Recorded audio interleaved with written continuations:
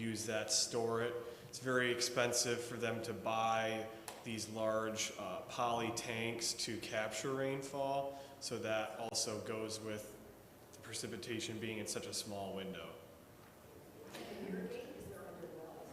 Okay, you want to add to that? Okay, and then okay, so about irrigation, yes, if they had the water, they would do that. This is one of the springs that they have. This was kind of typical. But only a few of these communities have these springs. There's just kind of like a hole, and then they can do laundry for one thing, but they also water them, get their own water and water the animals and everything out of it. Some of them are kind of like dirty wells, and so they only can irrigate out of it or use it for laundry and stuff. A lot of the communities just don't have any access to any water at all. And like one of the second one we visited was way up on top of a mountain. And they said that only every 5 days they get water piped from a nearby community, and they get it for half an hour.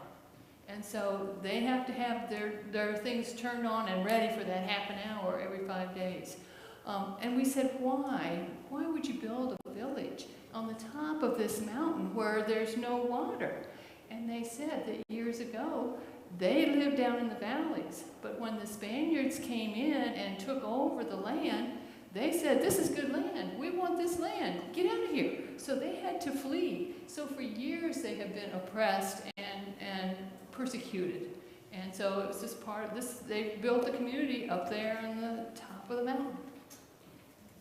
you want to talk about, you're looking at me like I have no idea where she's going. You want to talk about Fausto and his irrigation program? And just to say, in some communities, like this one, it's illegal to use water for watering plants. But Fausto has got a plan. I don't know if we have a picture of him, but anyway, Aaron, you mind talking about, you seemed impressed with that. Yes, that was our last day we visited. It was in more of the arid, low elevation community. This man and his son are feeding a family of, I believe, 11 people off of a quarter or half hectare, so not very much space. And his solution to his water problem was building a pipeline from a very small stream that was, I think he said 200, 300 meters down, and he used a gas pump, which he explained was almost to the point where it was too expensive for him to operate this most days. And he had built a reservoir up by his garden that he would pump the water from the stream into his reservoir, and then from there he could carry buckets of water to irrigate his seedlings and small vegetables during the dry season.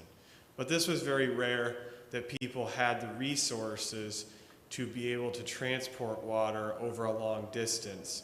In most cases, they would be carrying buckets up the side of a mountain if they were going to try to irrigate. Yes, Mark? Have there been any attempts to drill any wells? Good question. He's asking, how about drilling new wells? We asked that question and we were told, who wants to take that one? Aaron? I think the answer would be, in a lot of cases, the water table is like not existent in the mountains. Most of the wells are natural springs that they will pipe down into. We really didn't see much or hear much in the dry valley. There really wasn't any wells that I saw, at least. I don't know if it's not attainable to be able to drill deep enough for the water, or if there just is no water table there. This group of men were asking that same question: how can we find water? Where, can you teach us how to drill wells? And so Giovanni and Ernesto were discussing that, and kind of referred them to Dolores, that she would find the resources to see if there's anything that they could drill for. I remember in one community that question came up, and one of the young men from the community was describing something that we used to use years ago in Mississippi, we called water witching, where you put sticks together to find water. And they said that the man who knew how to do that died, and his son moved to the U.S. So how are we going to find water? It reminded me of Mississippi times.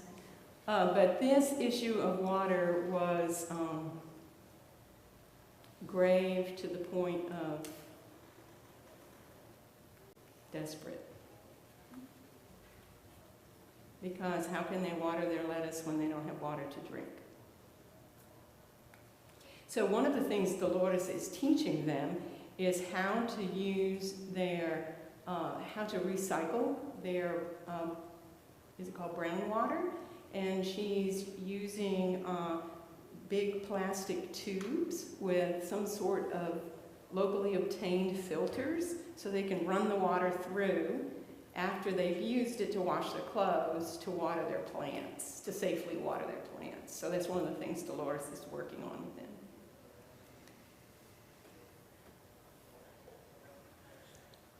This is a picture of a garden. This was a young couple. They had just a little baby, and they were just so proud of this little garden. You can see kind of some things coming up, but it was on the side of a mountain. And we were like, well, why did you plant here? Well, this is the land that we own, and it was about the size of the stage, and this is where we have our land. And so they just use every little corner that they can. They had sheep grazing nearby, and I'm like, well, how do they keep their sheep out of the garden? And either they have someone sitting there watching them, kind of like in the Old Testament days, or they have, you can see kind of a little fence here at the bottom that tried to keep the sheep out. Yes, Lori? How long has this program been going? Oh, good question. For how long has this, you mean this agricultural program? Yeah, The one that from IEC? globally, yeah, and how long has it been? Okay. Can you address that? IEC has been working in that area for, how long has 20 years? Yeah, Ernest has been there for a long time. Dolores just graduated from college like a year ago, and so these places that we visited have just been going on for a year. It's kind of like they have a cycle, like a 3-year cycle, where they start out with, basic gardens, and then maybe go up to chickens, and then go up to, bigger, water, that type of thing. And so they have kind of, like this group is just starting this year, but there was another group that graduated a couple years ago. It's kind of what I got. Is that what you understand? Yeah, you want to add anything to that? Yeah. Yes. So I got a couple questions. Yeah. You said the elevation is really high there? Yeah. So they don't have, the elevation isn't that high where they have snow in the mountains, where they get runoff at all, or? And then my other question is, what kind of soil is it up there? Is it? Okay. So Denny's question is about snow and capturing moisture from the snow, and also a question about the soil types. Yeah? You want to talk about soil types? Sure. We didn't see any snow there. They said it would freeze. They'd maybe have a frost. The altitude was around 10,000, were most of the villages. But they said it really never snows. That would be very rare. The soil type, kind of a red clay. Some places had quite a bit of organic matter, but once you go down into some of the drier valleys, it's like a gravelier soil that doesn't really hold moisture. But in the mountains, there was some areas that were quite fertile that if the right practices were used, they could grow quite a bit of crops. Given they have heat year-round, allows them to have a consistent garden and food for their family year-round as well. One of the families told us that what they grow in their garden would be the U.S. equivalent of $500 to $1,000 worth of income per month. Did I get that right? Do y'all remember that? I don't remember that. That may not be a true fact. I have nobody to back me up. Many other families are starting to sell the vegetables, the extra vegetables that they grow. And they said, well, when you don't have that, what do you do? And they said, we just don't eat vegetables. So not only is it improving their income, but it's improving their diet.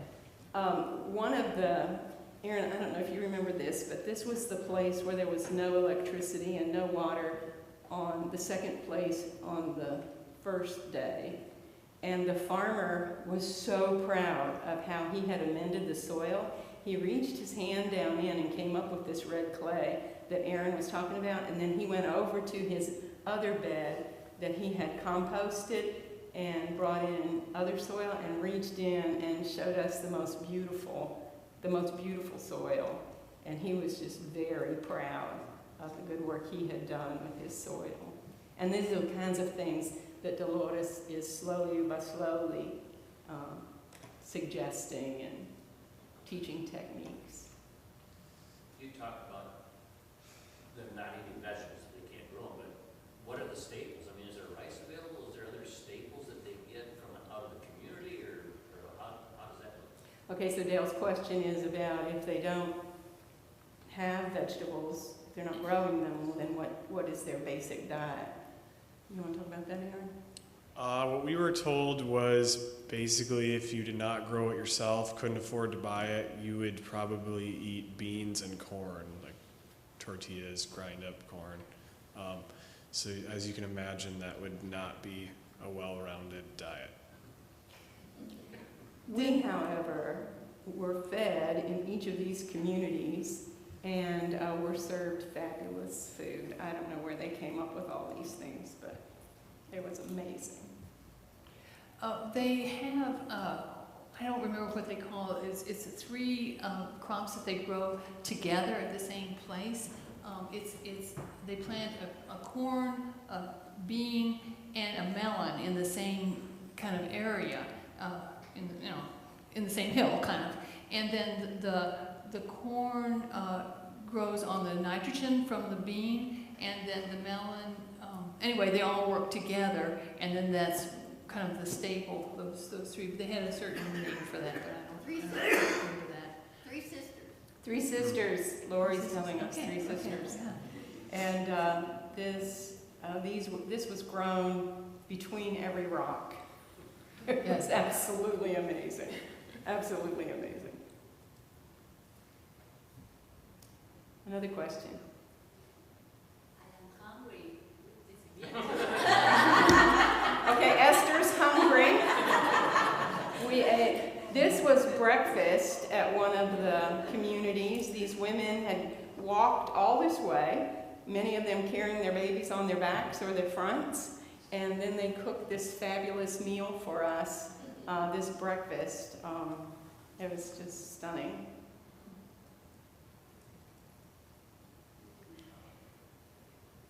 The communities that we visited were primarily Mayan communities, and I think I neglected to mention this earlier that Dolores is of Mayan descent and speaks these languages. Were you going to say something, Marie? This is a picture of some of the costumes that each of the villages has a separate kind of costume that the ladies wear, and kind of to distinct each village from one to another. And so this one had lots of hair braids. Some of them had like the white wool kind of things. They wear black wool. Just a whole variety of different costumes that we saw. You saw the picture earlier of a man named Mateo who was wearing this big white coat. Did y'all remember that one? And that is made entirely of wool.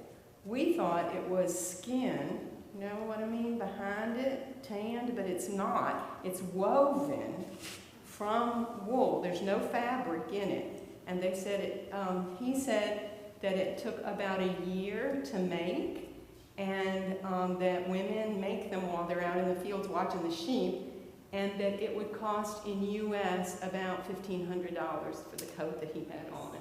It's expensive. Very expensive. Esther's saying, yeah, she's verifying. Okay, so there I've got verification for that fact. Thank you.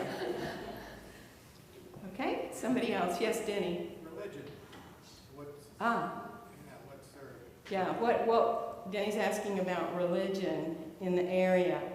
One of you want to take that? You want me to? You want me to?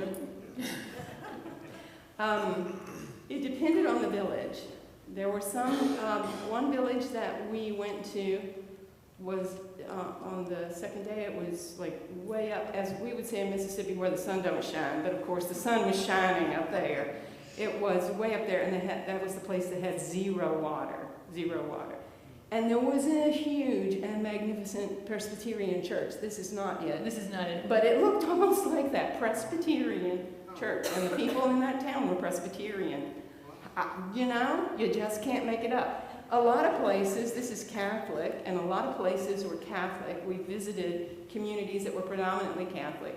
There were also communities that were predominantly Protestant or evangelical, is how it would be said there. Am I saying that correctly? Yes, Esther's giving me yes. And there were also, one thing that I found really fascinating was the presence of Mayan tradition and culture in evangelical worship. That was really fascinating to me, and I enjoyed experiencing that and observing it. Dwayne? what are you and Bree wearing? This is a shirt that I bought at a market. They just huge markets, and then just lots of different things like this. This is hand done by some of these ladies who do this while they're out watching sheep and got a baby on their back and cooking the meal when they get home. I mean, it's just amazing what all these ladies do. I got it for about $20. Can you imagine doing this much work for that little bit? But yeah, and tell me about. And this is a shirt that our friend Manuelita bought for us. They went an hour away to a certain village to buy this particular shirt. I don't even want to know how much this cost her, but I'm very grateful for her generosity. And this is a picture of their family. Yeah, this is Alfredo and Manuelita. They live in a high, kind of like a plateau, high valley-ish, and everywhere you look around their home, there are these beautiful mountains. Wherever you, like every position, there are mountains. It's just exquisite. This is a view, I forget from where. Right from where you're standing. Aha, thank you. Yeah, right. Yeah, they took us to the nearest, biggest town. So maybe think they live in Pigeon and they took us to Bad Axe.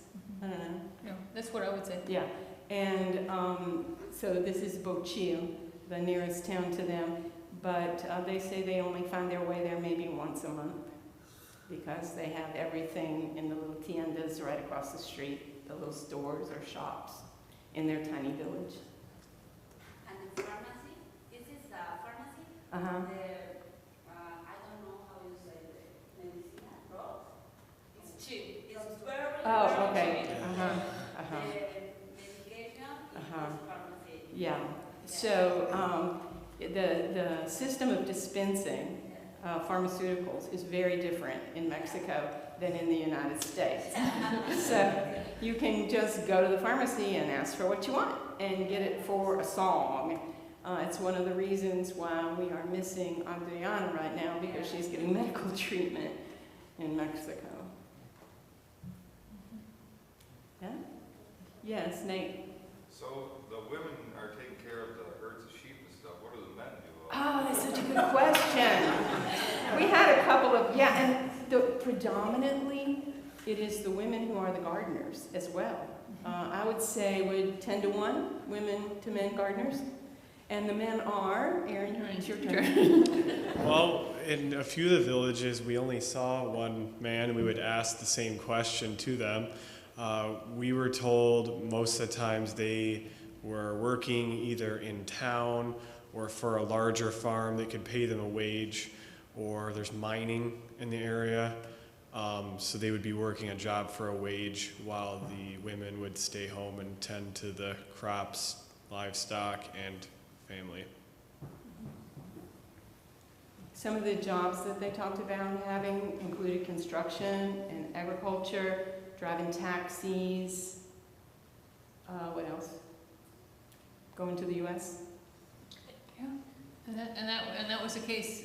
They showed one big house in this little village where they all were just kind of little huts, and they're like, yeah, the man went to the U.S. The wife and the kids are still living here, but the house was built because he's in the U.S. sending money back. In many cases, if you owned a car, that meant that one of your family members had gone to the U.S. and worked to come up with the income to own a car. I think we were told that. This is some of our group. We were so grateful to the MCC, Mennonite Central Committee workers, who just took care of everything for us. The rest of the group that was with you were younger? Yes, Dale's asking how old were the others. I mean, what, your observation, what was their experience? I mean, what They spent their time being sick, do you think? pretty much. What about you, Dan?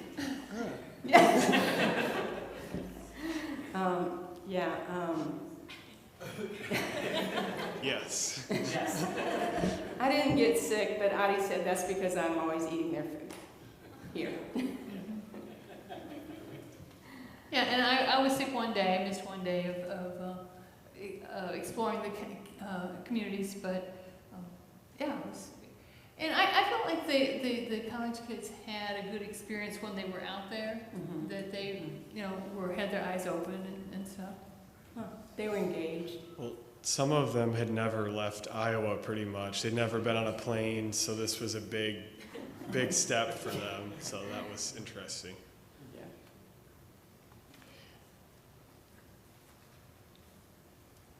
When they're doing these projects, are they bringing evangelism in somehow? Okay, Dale's asking if the projects include evangelism. Of course, Mennonite Central Committee is unabashedly Christian, and IEC as well.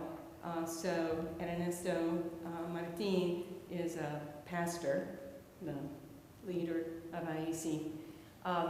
They feel that while they are unabashedly Christian, they are not evangelistic. One of the things that the MCC workers said is that they've noticed that there are other Anabaptist groups that are specifically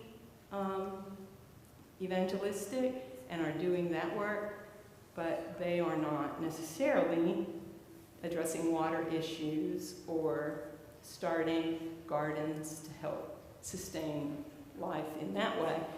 And as I thought it through, I thought a little bit, maybe a little bit like, forgive me if this is a poor comparison, but a little bit like Mennonite Disaster Service has a specific ministry. They're unabashedly Christian, but they are specifically responding to disasters and building houses. That's what they do. They aren't intending to go into a community and start a church.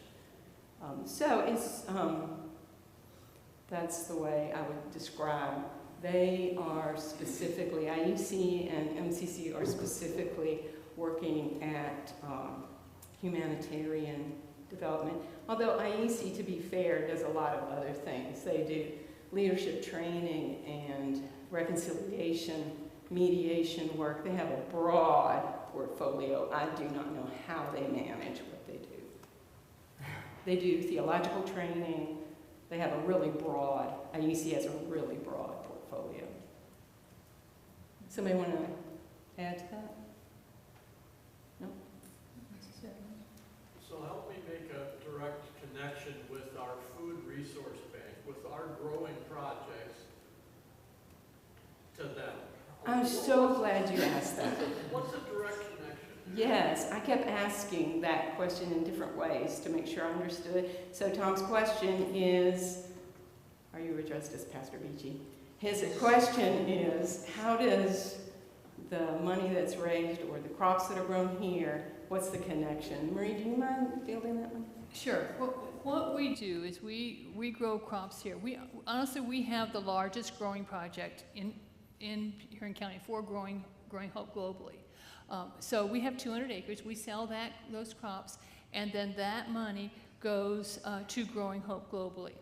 Growing Hope Globally is a group of organizations, 20 organizations, similar to MCC. It's the Catholic branch of like MCC, it's the Lutheran branch like that, it's the Reformed. Most all major denominations have a branch that helps a humanitarian group. So these 20 organizations form Growing Hope Globally.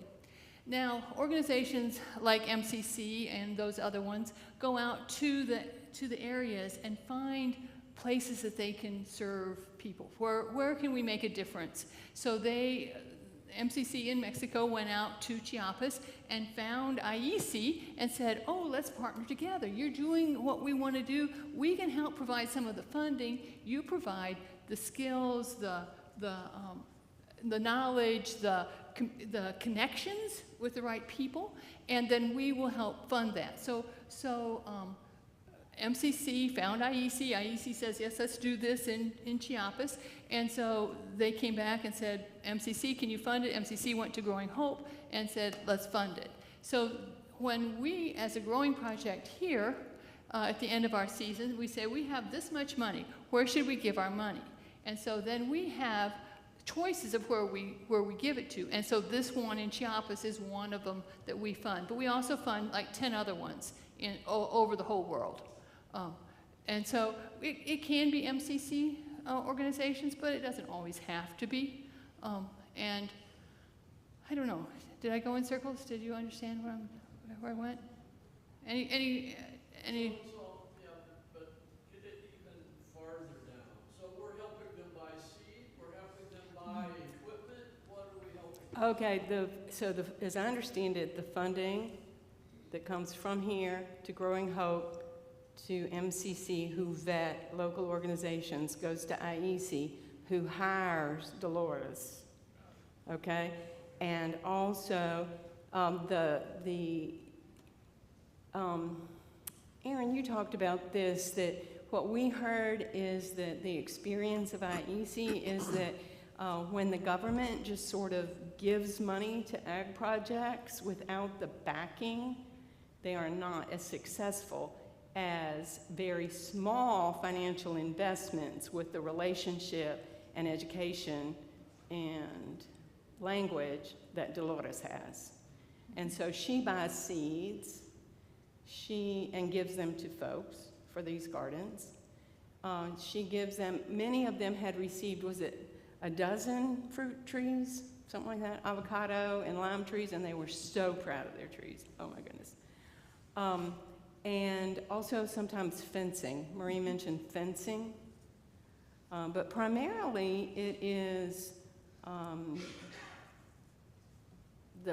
think the funding is to hire people like Dolores to do the education that a person like me, garden-loving, well-meaning humanitarian, could not have done, because I couldn't even speak Spanish well enough to teach them how, much less native Mayan languages. The programs really vary around the world. Like in the Gaza Strip, we had one of the project with the ladies who were raising rabbits. Yeah. Yeah. Water projects. Yeah. A lot of different things. Yeah, Jean's making a really good point that here people are growing gardens and raising chickens, but in the Gaza Strip they were raising rabbits. And I heard that got moved recently because of the war. They're now, do y'all remember? We were told that project had to be canceled, but there's another, like right away, another project began addressing the Palestinians' hunger needs. But like Eugene said, we have like beekeepers in the other countries. We have a group that raises mushrooms. Anyway, there's a whole bunch of different things that they do, but it's mostly agricultural based. It's the idea that the farmers here are helping the farmers there, is kind of the idea. And it's not with food, it's with tools. And Lori's point, sometimes it's tools that are bought and not food. Well, and I think Lori's trying to say too, we're not going out there and handing them a fish. We're teaching them how to fish. We're teaching them, helping them find a place to fish, you know, and so it's more than just feeding them for today. It's feeding them long term and hopefully to their children and their children and children.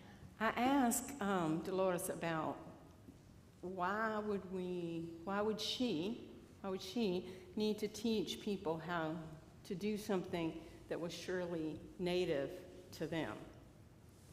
And I think it was Pastor Ernesto who said,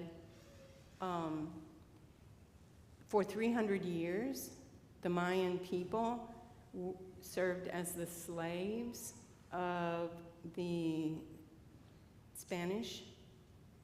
And during that time, in those generations, in those 300 years, they lost their, and I lost my word.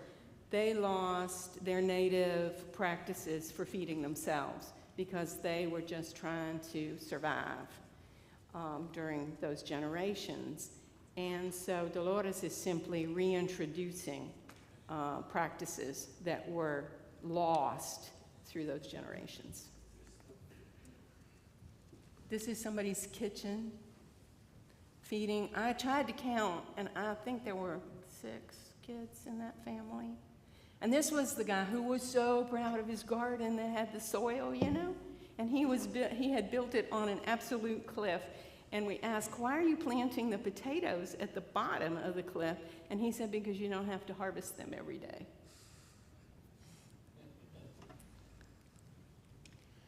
So I guess I'd like to hear from you, Erin. What are some takeaways you have of this trip, or how would you encourage other people to go to these trips, and just talk to me about that? Yeah, I would definitely encourage it. It was very eye-opening, especially I've never been to Mexico and seen some of the terrain and challenges that they have there. And I think it was encouraging for us to be involved in our project, since I can see that the money is going to help people that have much less, and how we can better their lives. Well, I see that it is 12 o'clock, and you see that we would keep talking if we didn't stop. So we're going to respect y'all's lunches and let y'all go. But I thank you for engaging with this experience with us in this way. So thank you very much.